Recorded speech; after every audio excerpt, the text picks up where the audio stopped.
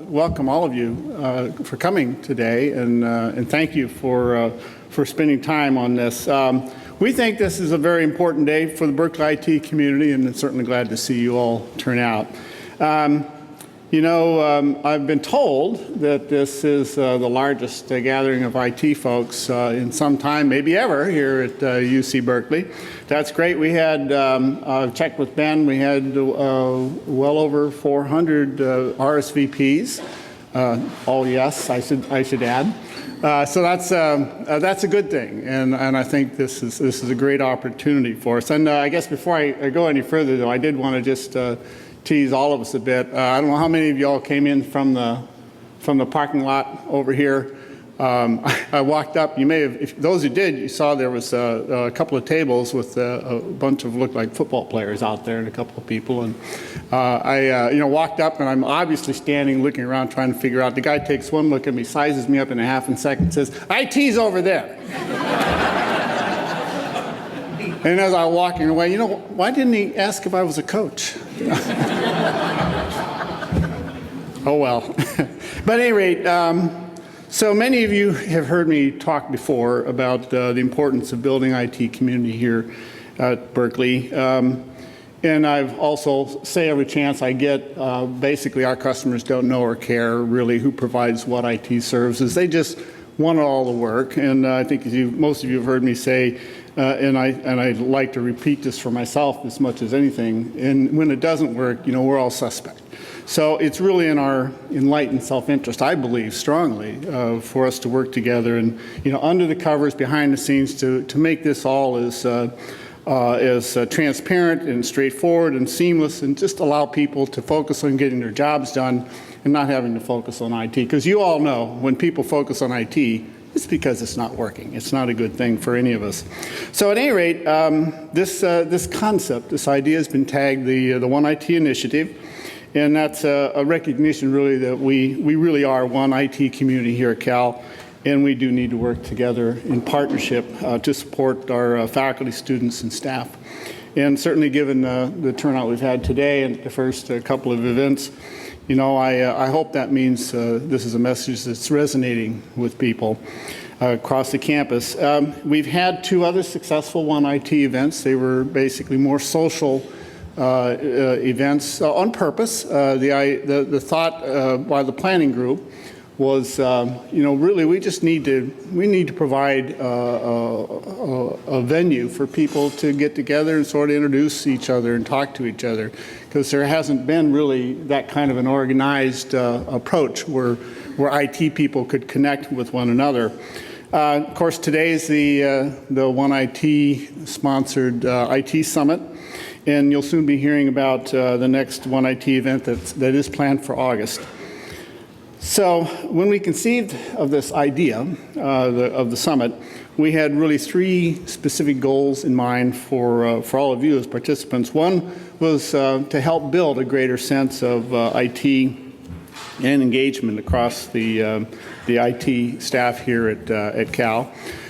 Secondly, was to provide really a fun, educational, and hopefully relaxed time for you all to meet and develop relationships and just, again, get to know each other better and talk to each other. Thirdly, provide opportunities for IT colleagues here to share ideas and solutions so we can learn and leverage from one another. And I'll go into that a little more in a couple of minutes. But I do think that that's really important. What I've seen in my year and a half here at Berkeley, and this isn't just IT, by the way, this seems to really be baked into the fabric of the university. People do have a very highly independent streak, and there's a tendency I've seen across the board to say, well, I've got something I need to do or a problem I need to solve. I'm just going to do it all by myself, and I'm going to start from scratch and not even look around, poke my head up and look around and see what else is going on. Well, we hope today is a step away from that, and I'll speak a little more about the need for that in a moment. But at any rate, my hope is that as you leave today, you'll feel like you have achieved, each of you will have achieved all three of those goals. So let me say a little bit about context. So I don't know how much any of you, or each of you really, have been paying attention to the broader campus context. Certainly, you all know it's been tough times the last several years in public higher education, certainly here in California and here at Berkeley. This really is a critical time for the university. You know, it'd be wonderful if I could stand up here and say, boy, isn't that great that the recession of 2008 and 9 is all over and now it's happy days are here again. Well, that's not the, unfortunately, that's not the message I've got for you this morning. So after a number of years of budget cuts, which have been difficult for everybody, most units are struggling with reduced resources and increased workloads and expectations. I mean, what a what a combination, right? Resources are down, workload is up. And that's pretty much across the board, and that certainly goes well beyond IT if you talk to your, anybody else on the academic side, on the HR side, the finance side. That is the new reality, as they like to say. And despite all the prior cuts that the university went through, the university still has a significant and growing structural deficit. And this is concerning. I don't know, have any of you had a chance to see or hear about the John Wilton, our Vice Chancellor for Administration and Finance, his rather stark presentation on the finances of the university? Well, if you haven't, I mean, the basic message is unfortunately very clear and easy to understand, that, expenses are all up and all of our revenues are constrained. So what do we do about that? And they had about a $30 million deficit last year. I've heard it'll be about $40 million this year. It's predicted for $70, $75 million next year. And if something doesn't happen, it just keeps getting worse after that. So I don't mean to cast a pall on our gathering here today. I think this is a really great event. But I wanted to bring that up because I do think that's an important context for all of us as we think about how we can do our jobs on a daily basis. Basically, I think we need to just find some different ways in how we solve our problems and meet our campus needs. Certainly, I hope that at this point, anybody who's been in public higher education the last several years, it ought to be pretty clear, we can't continue business as usual. We really have to do some things differently than what we've done in the past. So, I think IT can help with this. We're not going to be the sole solution to this. This has to be a campus-wide thing. And of course, you all know about the Operational Excellence Initiative. And while that's on track to achieve the $75 million goal by 2018, I think that former Chancellor Bergeron set. As I just mentioned, they're predicting maybe a $75 million deficit next year, despite everything else that's been done and despite OE. So at any rate, I believe strongly that we have an opportunity as IT professionals to really learn from and leverage each other, and that goes truly across the board. And I hope today will be an opportunity to take another step towards greater collaboration and partnership as we think about, everybody has a unique set of situation. I mean, that's absolutely true. But there's also things that are common that we struggle with. And that's the thing I would ask you all to do is to, as you look at things today, think about, how might I learn from that? How might I leverage that? And maybe we can find some units who are willing to provide some campus-wide services on a particular innovative solution. And I want to say that word again, innovation. I believe strongly we cannot cut our way out of this problem. I mean, budget cuts work to some level. But at some level, when you get down to the metaphorical bone and the muscle, cutting further doesn't solve your problem. In fact, it creates problems. So in my mind, the opportunity here is we have to innovate our way out of this. And I think today is a big step in that direction. So at any rate, not to pound too hard on that, let me just take a minute to shift for a moment to talk about the IT action plan that we've established for the campus. I mean, it's certainly something we're focusing on in IS&T, but we really do see this as a campus-wide opportunity. First of all, I think it's important to understand what it's not. It's not intended to be a articulation or identification of all the really great, terrific, exciting things that are going on here at Cal. But it is it is an opportunity to really focus on some things that, at least in my opinion, have the greatest ROI, return on investment, bang for the buck, whatever term you want to use for that. So it's basically comprised of 7 themes, each one with different initiatives under it. But today, for this morning, I just want to highlight on a couple of those because I think they're relevant to the topic of the day.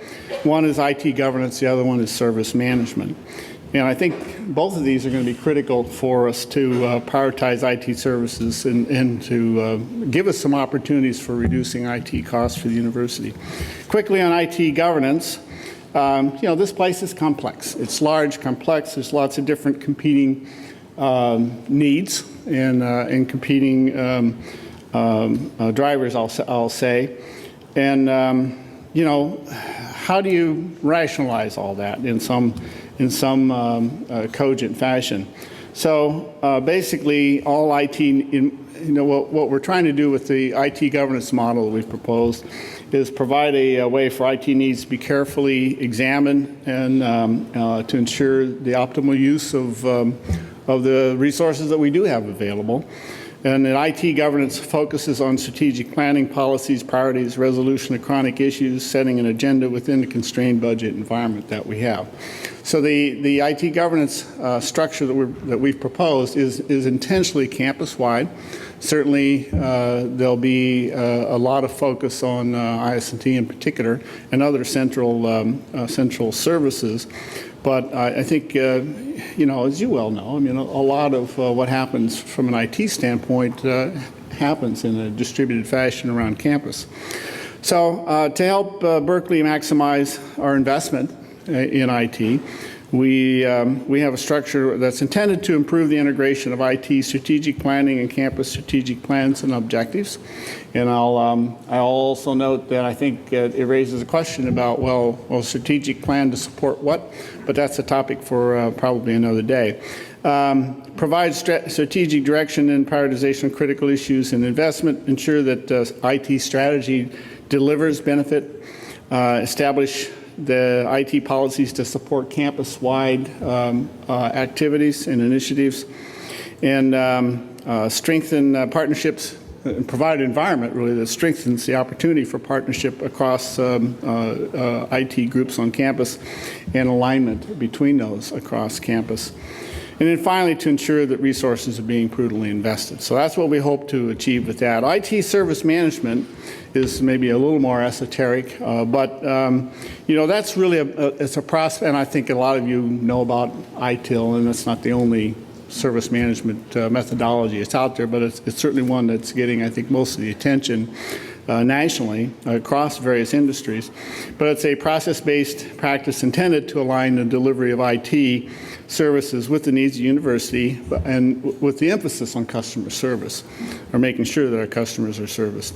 So IT service management involves really a paradigm shift in the way we think individually and collectively in the way we manage IT, rather than stacks of individual components or silos, to really focusing in on as an end-to-end delivery environment, realizing that we're all part of an IT ecosystem, and how can we participate that in some mutually beneficial way without losing the real need for individual focus within each area. So this isn't going to happen overnight. This is not a simple snap your fingers kind of a thing. We've laid out, we've been working with a consultant that Lyle Nevels has been our point person on. It's a multi-year effort, and we've got a plan that is targeted to go through 2018. And is certainly dependent on the ability to put some resources. But, this isn't fundamentally one of those things that's a money problem. There's a lot of problems that you can just throw money at. In fact, I love those problems. For all the complaints about the budget, in my long career, what I found is if you can just throw money at a problem, that's the easiest way to solve it. But this is not one of those problems. This is one that we have to collectively engage, I think, the campus community in how do we manage our IT environment, and what tools can we put in place, what procedures and processes can we put in place to support that. So over the course of the next year, we're going to be developing processes that will help establish a formal service management function. Lyle's actively recruiting, in fact, for a director-level person within IS&T whose focal point will be that. But I'll underscore, although it's an IS&T position, the focus and intent really is that that person takes a broad campus-wide look and is working campus-wide on this. So if we are successful in all the things we want to achieve with service management, what do we think success would look like? Very briefly, we think first of all, broad adoption of the ITSM principles and practices. This isn't something that 10% of the campus can do, and you can see the results you want. Greater efficiency and responsiveness of addressing IT incidents more globally. IT service management processes that have achieved sustainability, that again aren't just one-shot deals. Greater cross-unit collaboration and coordination. Again, back to that point of our customers don't see the barriers, the lines of delineation between us, and I think it's incumbent on us really to start thinking more broadly about how we deliver our services in that in a more cohesive fashion. That we have a positive customer response when interacting with IT. I know everybody's shocked and saying, well, of course, everybody has a positive experience when they relate with IT. Well, maybe that's not entirely true 100% of the time, and I think this is an opportunity to improve on that. Each process that we put in place will show clear value to the customer. We show marked improvement with how quickly we solve our problems collectively, that we don't have incidents that hang on for days or weeks or months, and that we have just across the board greater customer satisfaction. All right, so let me wrap up and say you've been listening to me for a while. I do want to make sure that you have time to ask a few questions. We still have some time for that. Okay, good. Very quickly, though, before I open that up, Ben alluded to a couple of questions that we'd like you all to think about, and that we would ask you to come back when we gather again later on this morning to talk about. We'd like you to think about what can the concept of One IT do to help you succeed. The idea here isn't that One IT is something out there. We will not be successful unless this is something that each of you can see as a way to help you solve your problems. And if we aren't helping individual people and individual units solve their problems, then it's not going to succeed. And secondly is, what is the biggest campus problem that you can think of from your perspective that One IT could help us solve? So those two questions, I'd like you to think about that as you wander around. So when we regroup, we'll focus on that in a little more detail. But while you're, I do want you to make sure you take the time to explore the Tech Expo upstairs. And there are some birds of a feather sessions, so make sure you pick up on those that look interesting, and talk to your colleagues and find out what they're doing, and that sounds interesting. There's some 3x5 cards laying around, and it gives you an opportunity to write down some questions if you'd prefer to do that. And we have people around that can collect those. Certainly enjoy the rest of your session, or the rest of the morning. And Lyle and I will be upstairs pouring coffee and chatting with anybody who wants to show up. Other duties is assigned, Lyle. It's in your position description. All right. Anybody want to open it up with any questions? We've got some mics, right? Okay, great. Anybody have any particular questions before we get going?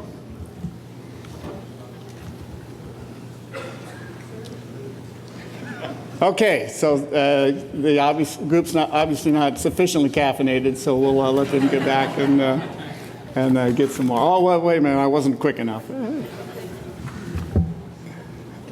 So if this event is very successful, can we anticipate more events like this? Great question. I'm glad you said that. Well, first of all, we're hoping that very specifically for this event, that this becomes the first the inaugural IT Summit. And that it'll all depend, of course, on the kind of feedback we get from you all. So we'll be asking for that. But we certainly need that kind of feedback. Is this something that you find useful and that you're willing to actively participate in? Because again, this has to be something that people buy into. As far as other One IT events, yeah, there is a plan to do events throughout the year.